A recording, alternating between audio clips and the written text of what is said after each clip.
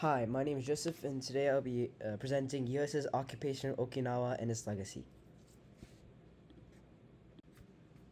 So first off, I'd like to talk about the Ryukyuans and the discrimination they faced.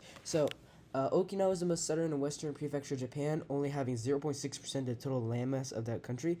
And originally, the Ryukyu Kingdom, with the people there called the Ryukyuans, had their own distinct culture and food, and they were separate from Japan. They were not with Japan. But in 1609, the Satsuma domain from Japan invaded them, leading them to become a vassal state under their control. And then they became a Okinawa prefecture in 1871, but then became the U.S. territory after World War II in 1945 to 1972, and is currently a prefecture for Japan. The Ryukyuans still face discrimination to this day from mainland Japanese people called the Yamato people, and with them still not being recognized by the Japanese government as a minority group. So next, I'd like to talk about Japan's history of foreign nations. Japan's first experience with Europeans were in the 1400s, with nations like the Portuguese entering and trading with them. And during the Edo period from 1603 to 1868, the Tokugawa shogunate heavily restricted anyone entering or leaving Japan, banning most foreigners like China, Portuguese, and all those people, and outlawing Christianity and other Western influences. And this is called the Sakoku period. And you can see on the bottom right that it is Tokugawa Ieyasu, which is the first person in the Tokugawa shogunate. But then these policies ended when American Commodore Matthew Perry came to Japan and forced them to reopen the country in 1854, which also led to the end of their Edo period. And then you can see Commodore Matthew Perry on second bottom right. But then an anti-foreign movement spread during that time called Sonojoi, which is revered emperor expelled the barbarians, and you can see a painting of that on the top right. So next, I'd like to talk about Japan's imperialism. So Japan started its territorial expansion around 1895 after the victory over Qing China in the First Sino-Japanese War. And then victory over other foreign nations like Russia and Germany led them to have control over several other areas like Taiwan and Micronesia. And especially, I like to talk about the Russo-Japanese War. So after the victory against the Russians, which is completely unexpected, Japan gave up spoils of war taken from Russians in return that Japan is free to annex Korea. So Japan quickly became one of the most powerful nations in Asia and the world as Western nations started to take them more seriously. Oh, and I'd like to show that the top right photo is Japan's entire how much territory Japan had up until World War II, and then bottom right is a political cartoon depicting the Russo-Japanese War. So now I'd like to talk about World War II and island hopping. So World War II started on the Eastern Front in 1939 with the Nazis and Soviets invading Poland. And then around the end of September 1940, Germany, Italy, and Japan signed the Tripartite Act, making them the Axis powers. You can see down the bottom right. And then America and the UK declared war on Japan after the bombing on Pearl Harbor, thus starting the Pacific Theater. And the Americans utilized island hopping, which is moving island by island to get closer and eventually reach mainland Japan. Some key victories by the Americans include the Battle of Midway, the Battle of Guadalcanal, and the Battle of Iwo Jima. You can see the famous flag raising photo of the Battle of Iwo Jima on the top right. And the Japanese during the war used tactics like banzai charges and kamikaze, launching themselves at the enemy in the hopes of doing as much damage to them as possible. And then you can see Hideki which is one of the Japanese prime ministers and the commander of war during some part of World War II.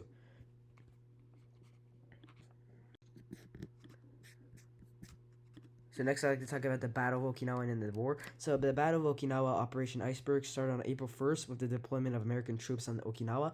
There were heavy fighting between both sides on land, water, and in the air, with around 1,500 kamikaze airplanes attacking the U.S. naval ships.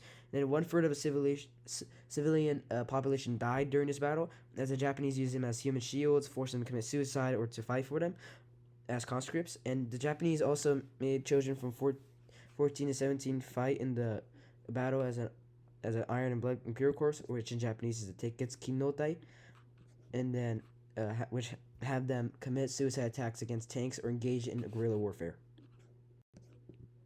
So some key things during the battle. So first is the ship sinking. So there were a lot of ships sunk during this battle. Notable ones including the Yamato ship on the Japanese side and the USS Bunker Hill on the American side. And the USS Bunker Hill photo was taken after two kamikaze planes attacked them 40 seconds each apart, and then the Yamato was taken after it was completely destroyed by the U.S. Navy. And then some casualties. So there were many casualties during the war, including soldiers and civilians. And as I said previously, 1/3 of the Okinawa population was killed. And in these photos, you can see some American troops walking past a dead Japanese soldier, and then some American troops who are shown as injured. And then some POWs. So after the war, many Japanese were taken as prisoners, and you can see these two photos. They wound them up in camps and it kept them there. So I'd like to continue the Battle of Okinawa and end the war. So the Battle of Okinawa ended around June 22nd, which is 2 months and 3 weeks of fighting in an American victory. The Allies kept bombing mainland Japan, and there was a plan to invade, which is developing, which is called Operation Olympic. And then on the bottom right, you can see the Tokyo firebomb attacks, which had a casualty of 100,000 civilians. It was very devastating. And then on August 6th and 9th, as you all know, the atomic bombs were dropped on Hiroshima and Nagasaki respectively, which led to Japan's surrender on the 15th. And then the formal Japanese instrument of surrender was signed on September 2nd on the USS Missouri, and then you can see the Japanese on board there on the bottom right, second bottom right. So next, I'd like to talk about USA's occupation. So immediately after the war, Japan was occupied by the Allies, with General Douglas MacArthur overseeing it, and they justified it as to help Japan rebuild and re-enter the civilized world. And in 1952, the Treaty of San Francisco was signed, which returned Japan her sovereignty. However, Okinawa was not included, and USA still kept that. And then the U.S.-Japan alliance was also signed as well, and because it was a condition for the signing of the Treaty of San Francisco, and which pledged that America would defend Japan from any invasion in return that the U.S. can build military bases on their land.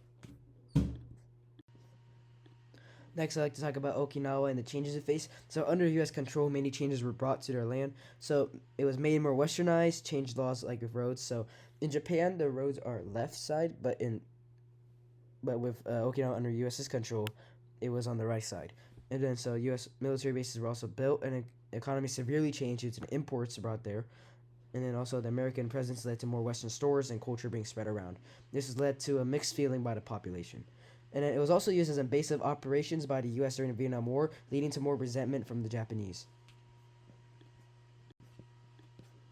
So now I'd like to talk about USA's depart and Japan's reoccupation. So in 1971, the U.S. and the Japanese signed the Okinawa Reversion Agreement, which returned Okinawa to the Japanese in exchange that the U.S. military bases are kept there.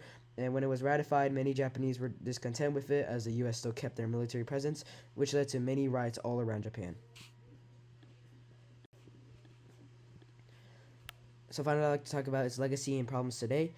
So many memorials were erected in Okinawa, so future generations will never forget the atrocities the people faced from both sides during this time. Many media depicting the war are popular, showing the gruesomeness of the entire Pacific theater in general. One I would like to recommend is Pacific. There's an episode just about Okinawa. It's a great watch. Just a little bit warning. It's a little bit graphic. And then also, many civilians are still upset over the military presence in the bases, especially because even though it's only 0.6% of Japan's landmass, around 75% of the U.S. military bases reside there, and they wanted to leave due to them hindering the economic growth of Okinawa Prefecture. And then the Ryukyu independence movement is still active to this day, with the desire that they gain sovereignty and reform themselves as the Republic of Ryukyuans. But tourism is still very prevalent due to U.S. military bases. And thank you.